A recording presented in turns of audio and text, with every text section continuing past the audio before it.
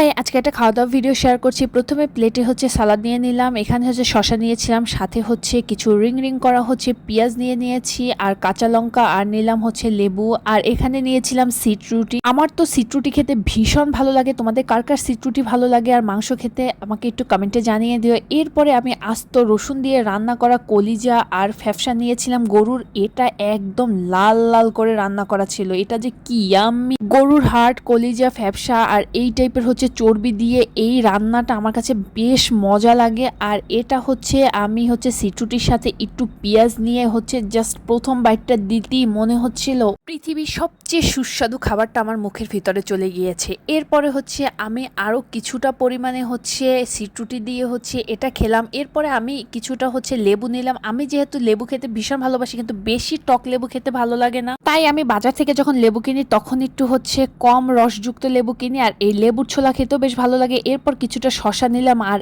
এই রসুনটা এত প্রপার ভাবে সিদ্ধ হয়েছে, এটা দিয়ে রুটি দিয়ে জাস্ট খেতে ফাটাফাটি লাগছিল। এরপরে রুটির সাথে কাঁচা লঙ্কা আর পেঁয়াজ দিয়ে আরো কিছুটা কলিজা দিয়ে আমি খেলাম। আমার কাছে আজকের এই রাতের খাবারটা অনেক ইয়াম্মি ছিল।